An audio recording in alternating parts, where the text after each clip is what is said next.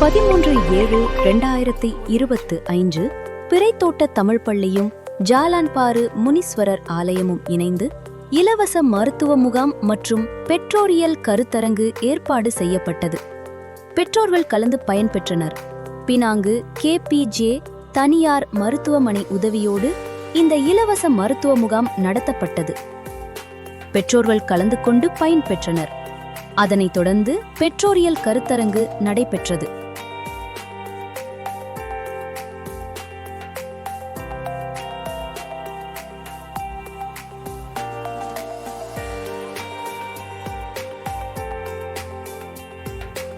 அக்கருத்தரங்கில் கலந்து கொண்ட சில பெற்றோர்களின் கருத்துக்களை அடுத்து கேட்போம். வணக்கம். இன்றைய பொழுது எனக்கு மிக சிறந்த பொழுதாக இருந்தது. அதாவது என்ன வச்சாங்கன்னா, பெற்றோர் கருத்தரங்கு இங்கே நடைபெற்றது. இப்போது மாதிரி கருத்தரங்கு தான் இங்கே நடக்கணும்னு நான் நினச்சேன். ஆனால் அந்த கருத்தரங்கு அப்படி அல்ல.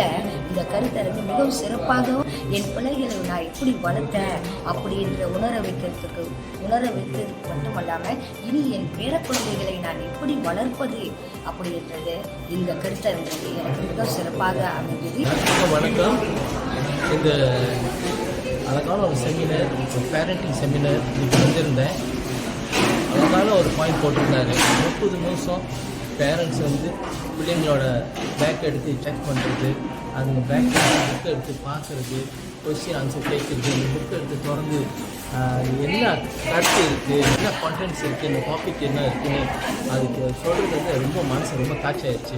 ஆக்சுவலி இந்த சிம்பிளாக எல்லா பேரண்ட்ஸும் இது நம்ம செஞ்சாக்கா நிச்சயமாக நம்ம பேரண்ட்ஸை நம்ம பெட்டராக இம்ப்ரூவ் பண்ணலாம். இந்த பிள்ளைங்களை பெட்டராக வேயில் அவங்க கோல் அச்சீவ் பண்ணலாம். ஸோ அன்பால் அல்லாத வேண்டுகோள் என்னன்னா, அந்த 30 நிமிஷம் ஸ்பெண்ட் பண்ணுங்கள்.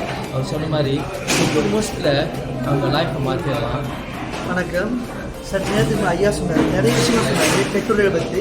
அதில் குறிப்பாக மாணவ பருவத்தில் பிள்ளைங்களை எப்படி பாதுகாக்கணும், அவங்க நம்ம பெற்றோர் நம்ம கடமையை தவற விட்டால் என்ன நடக்கும், மாணவ பருவத்தில் மாணவர்கள் இளைஞராகும் போது நம்ம தவறு விடுறதுனால தான் நம்மளோட தவறுனால பிள்ளைங்க தவறான வழியில் போகிறாங்க. அது எப்படிலாம் காலையெல்லாம் சொல்லி அழகாக சிறப்பாக சொன்னார். அவர் பேசும்போது எனக்கு கண் கலந்துருச்சு. ஸோ அவ்வளோ விஷயம் நிறைய சொன்னார். நம்ம அதை பின்பற்றி நம்ம கண்டிப்பாக நம்ம பிள்ளைங்க நல்ல ஒரு சமுதாயத்தை உருவாக்க முடியும். அது உண்மை. ஸோ அவரோட கருத்துக்களை நீங்கள் பின்பற்றினா சிறப்பாக வர முடியும். நன்றி. அடுத்ததாக நம் பள்ளியில் தஸ்கால் நிகழ்வின் திறப்பு விழா நடைபெற்றது. இத்திறப்பு விழாவினை பிறை நகராட்சி உறுப்பினர் திரு பொன்னுதுரை திறந்து வைத்து உரையாற்றினார். மறுசுழற்சியின் முக்கியத்துவத்தை மாணவர்களுக்கு எடுத்துக் கூறினார்.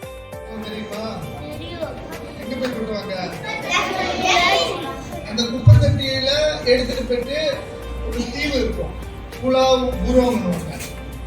குருடி தீவு. எல்லா குப்பையும் அங்க போய் கொட்டுவாங்க. அங்க கொட்டி நோண்டி புதைப்பாங்க. அப்ப புதைக்க அது அப்படியே வளர்ந்துட்டு இடம் இல்லாம போச்சு. எங்க போய் புதைக்கிறதுக்கு அந்த ஊரவங்களே இவ்வளவு பெரிய இடம்னு வச்சுக்கீங்களேன். அதுல குட்டி நிறைஞ்சிருச்சு. ஏன் முன்ன எல்லாமே ஒன்னா போய் கொட்டுவாங்க.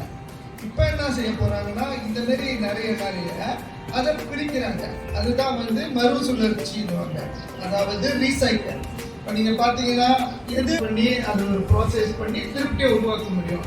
அதே சமயத்துல கோத்தா இன்னொரு கோத்தாவை உருவாக்க முடியும்.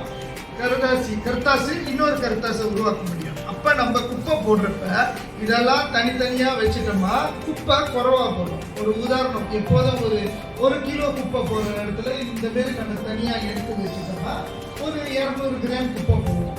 மற்றதெல்லாம் 3 மாணவர்கள் தஸ்கால் தலைமை மாணவர்களாக நியமிக்கப்பட்டனர்.